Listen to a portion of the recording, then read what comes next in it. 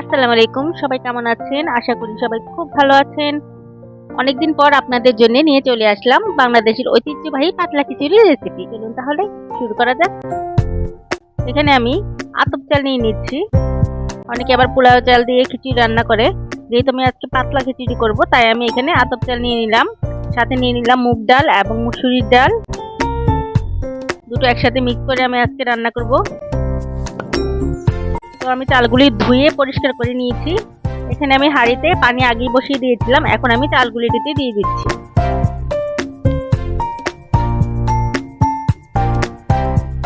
এখানে আমি কিছু মশলা নিয়েছি, যেমন হলুদ গুঁড়া, ধনিয়া গুঁড়া, জিরা গুঁড়া, মরিচ গুঁড়া, পাঁচফোড়নের গুঁড়া এবং লবণ। আর সাথে নিয়েছি এলাচি, দারচিনি, লবঙ্গ।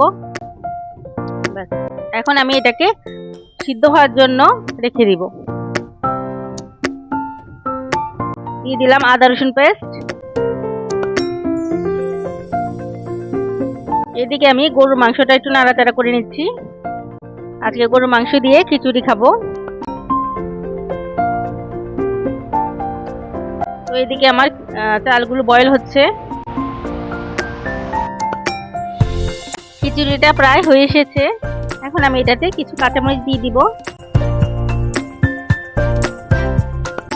ভালো করে নেড়ে চেড়ে নিব। এখন আমি আরেকটা ফ্রাই প্যানে কিছুটা তেল দিয়ে দিলাম। এখানে আমি মেথি এবং কালো জিরা দিয়ে দিলাম। এখন আমি কিছু পেঁয়াজ কুচি করে রেখেছিলাম, সেগুলো আমি ফ্রাই করে নিব। যেহেতু আমি খিচুড়িতে পেঁয়াজ ইউজ করি নাই, এখন আমি পেঁয়াজ দিব, পেঁয়াজের বেরেস্তা করে। পেঁয়াজগুলো বেরেস্তা হয়ে গিয়েছে।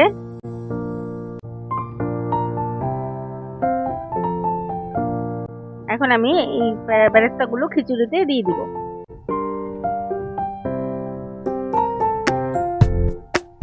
একটু নেড়ে চেড়ে নেব। এখন আমি দিয়ে দিলাম কিছুটা ঘি। ঘি দিলে ফ্লেভারটা একটু ভালো আসে। এখন আমি নেড়ে চেড়ে দিচ্ছি, সবগুলো একসাথে মিক্স করে নিচ্ছি। হয়ে গেল আমাদের মজাদার পাতলা খিচুড়ি। আমি একটা সার্ভিং ডিশে সার্ভ করে আপনাদের দেখাচ্ছি। দেখুন কতটা লোভনীয় হয়েছে। ভিডিওটি ভালো লাগলে লাইক, কমেন্ট, সাবস্ক্রাইব করে পাশে থাকবেন। আল্লাহ হাফেজ।